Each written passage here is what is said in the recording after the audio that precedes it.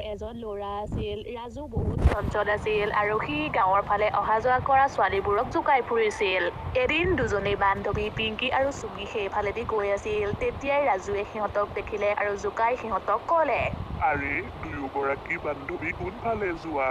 দুয়োগৰাকী দেখিবলৈ একেবাৰে গোলাপ ফুলৰ নিচিনা। অকমান চাবাচোন, আমাৰ গাত কি কাঁইট লগা আছে নেকি? ৰাজুৰ কথা শুনি চুমিৰ বহুত খং উঠিল আৰু তাই ৰাজুক শিক্ষা দিবলৈ গৈছিল। তেতিয়াই পিংকিয়ে তাইক যাবলৈ বাধা দিলে আৰু ক'লে, তুমি কলৈ যাবলৈ ওলাইছা? এইটো এনেও চঞ্চল, ই মানুহৰ কথা শুনিয়ে ভাল পায়। ব'লা ব'লা আমি ইয়াৰ পৰা যাওঁ। পিংকিৰ কথা শুনি ৰাজুৱে হাঁহিবলৈ ধৰিলে আৰু ক'লে, তুমি ঠিকেই কৈছা পিংকি, আমি হৈছো চঞ্চল মানুহ, গতিকে আমাৰ একো কাম নাই। তোমালোকে কিন্তু ৰাজকুমাৰ দৰা পাবা। তোমালোকৰ মুখকেইখন আইনাত দেখিছানে নাই? ৰাজুৰ কথা শুনি চুমি ৰাজুৰ ওচৰলৈ গ'ল আৰু তাক এচৰ মাৰি দিলে। চৰটো খালি, এতিয়া তোৰ মুখখন ঘৰলৈ গৈ আইনাত ভালদৰে চাবিগৈ। তাৰ পাছত চুমি আৰু পিংকি তাৰ পৰা গুচি গ'ল। কিন্তু ৰাজুৰ বহুত খং উঠিছিল। সেই দিনাৰে পৰা ৰাজুৱে পিংকি আৰু চুমিৰ পৰা প্ৰতিশোধ ল'বলৈ বিচাৰি আছিল। এদিন চুমি আৰু পিংকি কলেজৰ পৰা ঘৰলৈ আহোঁতে ৰাতি হৈ গৈছিল। ৰাস্তাতে পিংকিয়ে চুমিক ক'লে, চুমি আজি কিন্তু আমাৰ বহুত দেৰি হ'ল, ঘৰত আজি মোক ঠিকছে গালি দিব, মোৰ যে বহুত ভয় লাগিছে। পিংকিৰ কথা শুনি চুমিয়ে ক'লে, পিংকি তুমি কিন্তু বহুত ভয়াতুৰ দেই, বিয়াৰ পাছত তোমাৰ ভগৱানেই সাৰথি। চুমিৰ কথা শুনি পিংকিও হাঁহিবলৈ ধৰিলে আৰু তেতিয়াই তালৈ ৰাজু আহিলে আৰু সিহঁতক ক'লে, তোমালোক দুয়োজনী ইমান ৰাতিখন কলৈ যোৱা? তাকো মোৰ অবিহনে? তোমালোকে যদি বিচাৰা ময়ো তোমালোকৰ লগত যাব পাৰো। ৰাজুৰ কথাখিনি শুনি চুমিয়ে ক'লে, তোৰ যে লাজ বুলিবলৈ অকণমানো নাই, সিদিনাখনৰ চৰটো খাই হেঁপাহ নপলাল, যা ইয়াৰ পৰা সোনকালে, নহ'লে কিন্তু কথা ভাল নহ'ব। চুমিৰ কথা শুনি ৰাজুৰ বহুত খং উঠিল আৰু সি খঙেৰে ক'লে, তহঁত দুয়োজনীৰে বহুত অহংকাৰ হৈছে ন, তহঁতৰ এতিয়াই মই অহংকাৰ ভাঙিম।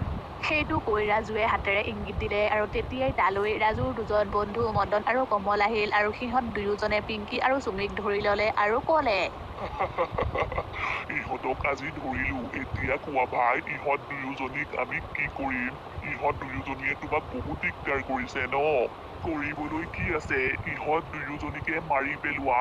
ইহঁত দুয়োজনীয়ে মোক বহুত অপমান কৰিছে আৰু বহুত দিগদাৰ দিছে। ইহঁতে ইয়াৰ শাস্তি পাবই লাগিব। তাৰ পাছত কমল আৰু মদনে পিংকি আৰু চুমিৰ ডিঙিত ধৰিলে। দুখ পাইছো মই, দুখ পাইছো, এৰি দিয়ক, মোৰ ডিঙিটো এৰি দিয়ক। দুয়োটা বদমাছে সিহঁতৰ ডিঙি নেৰিলে আৰু তাৰ ফলত পিংকি আৰু চুমিৰ মৃত্যু হ'ল। তাৰ পাছত মদনে কমল আৰু ৰাজুক ক'লে, ৰাজু ভাই, ইহঁত দুয়োজনী মৰিল যেনেই পাওঁ, আমাৰ তিনিওজনকে কোনোবায়ে দেখক, তাৰ আগতেই আমি ইয়াৰ পৰা যাওঁ ব'লা। তাৰ পাছত সিহঁত তিনিওজনে পিংকি আৰু চুমিৰ দুয়োটা মৃতদেহ এখন নিজান ঠাইত এজোপা গছৰ তলত পুতি থৈ তাৰ পৰা গুচি গ'ল। চুমি আৰু পিংকি মৰাৰ পাছত চুৰেল হৈ গ'ল। পিংকি, আমাক এই ৰাজুৱে মাৰিলে, ব'লা আমি তাকো মাৰি আমাৰ প্ৰতিশোধ পূৰণ কৰো। চুমিৰ কথা শুনি পিংকিয়ে ক'লে, নাই নাই চুমি, আমি ইয়াক ইমান সহজে নামাৰো। আমি ইয়াক এনেকৈ মাৰিম যাতে কোনো ল'ৰাই আৰু ছোৱালীক জোকাবলৈ সাহস নকৰে। সেই ঘটনাটো হোৱা বহুত দিন পাৰ হৈ গৈছিল। ৰাজুৰ চন্দনা নামৰ এজনী ছোৱালীৰ লগত প্ৰেম হৈছিল। এদিন যেতিয়া চন্দনাই ৰাজুক লগ কৰিবলৈ আহিল, তেতিয়া ৰাজুৱে চন্দনাক ক'লে, চন্দনা, আমি নহ'লে বিয়াখন পাতি লওঁ। ইমান লৰালৰি হৈছে নে তোমাৰ? অলপ দিন ৰ'বা, বহুত সময় আছে দিয়া বিয়া পাতিবলৈ। তাৰ পাছত চন্দনা ৰাজুৰ ঘৰত আহি থাকিবলৈ ল'লে। কমল, মই তোক এটা কথা কওঁ, ৰাজু ভাইৰ কপালখন কিন্তু বহুত ভাল। চন্দনাৰ নিচিনা ছোৱালী এজনী সি তাৰ জীৱন সংগী হিচাপে পাইছে। তেতিয়াহ'লে তোৰ অন্তৰখন কবিছে কিয়নো? ব'ল ব'ল আমি ইয়াৰ পৰা যাওঁ, যি হৈছে ভালেই হৈছে। তাৰ পাছত চন্দনা ৰাজুৰ ৰুমলৈ গ'ল আৰু কইনাৰ সাজ পিন্ধি উৰণি লৈ ৰাজুৰ বিচনাত বহি আছিল আৰু ৰাজুৱে চন্দনাক দেখি ক'লে, আৰে মোৰ মৰমৰ চন্দনা, তুমিনো কালৈ ইমান লাজ কৰিছা? ইমান দীঘলকৈ যে উৰণিখন লৈ আছা। মই তোমাৰ ৰাজু, উৰণিখন উঠোৱা আকৌ। জানো জানো আপুনি এই চঞ্চল ৰাজু, কিন্তু এয়াতো নিয়ম হয়।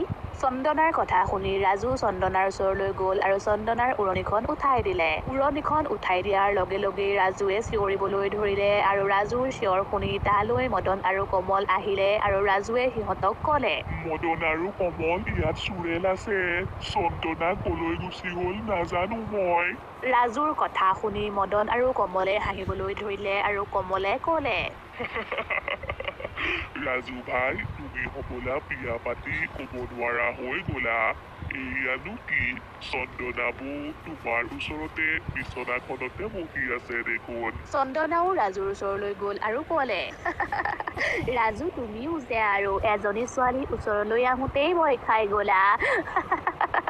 চন্দনাক দেখি ৰাজু শান্ত হ'ল আৰু মদন আৰু কমলক তাৰ পৰা যাবলৈ ক'লে। সিহঁত দুয়োজন যোৱাৰ পাছতেই ৰাজু আকৌ চন্দনাৰ ওচৰলৈ আহিল। চন্দনাৰ ওচৰলৈ অহাৰ লগে লগে সি আকৌ চন্দনাক চুৰেল দেখিলে।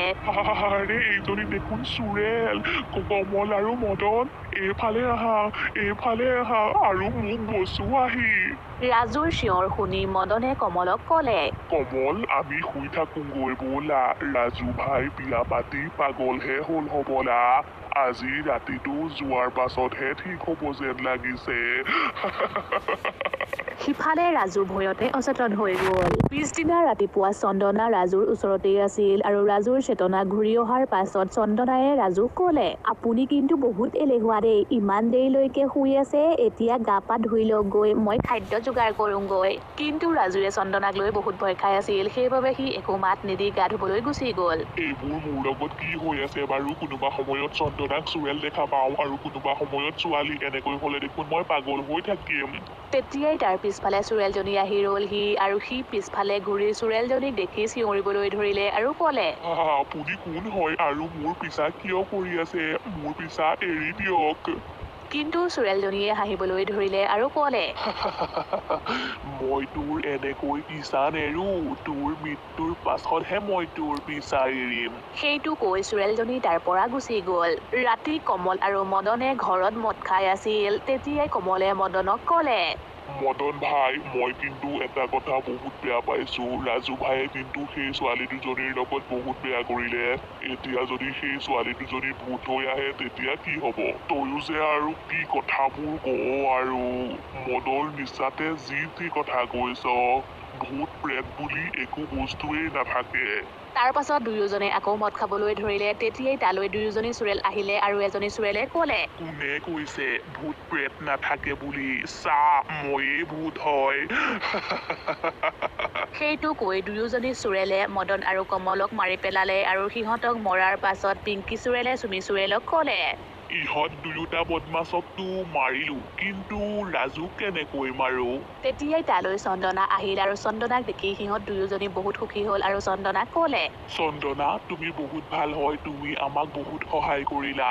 তাৰ পাছত চন্দনা ঘৰলৈ গ'ল আৰু ঘৰত ৰাজু ভয়ে ভয়ে বহি আছিল আৰু ৰাজুক দেখি চন্দনায়ে ক'লে, ৰাজু তুমি ভয় নকৰিবা, এই সমস্যাটোৰ এটাই উপায় আছে। সেই চুৰেল কেইজনীক তুমি বিয়া কৰোৱাই লোৱা।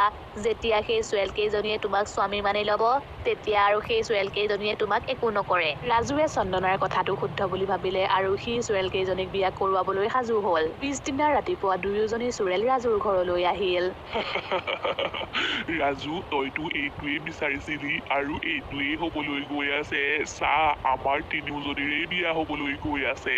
তাৰ পাছত সিহঁত তিনিওজনীৰেই বিয়া হৈ গ'ল আৰু বিয়া হোৱাৰ পাছতেই চন্দনাও এজনী চুৰেল হৈ গ'ল। ইহঁত দুয়োজনীয়ে মাৰিব নোৱাৰিলে কি হ'ল? মইতো তোক মাৰিব পাৰিম। তাৰ মানে তুমিও চুৰেল আছিলা, কিন্তু কেনেকৈ? তই পাহৰিলি হবলা, তই ইহঁত দুয়োজনীক যেনেকৈ মাৰিছিলি মোকো তেনেকৈয়ে মাৰিছিলি। মই সংগীতা হয়। সেইটো কৈ সংগীতা চুৰেলে ৰাজুক মাৰিলে।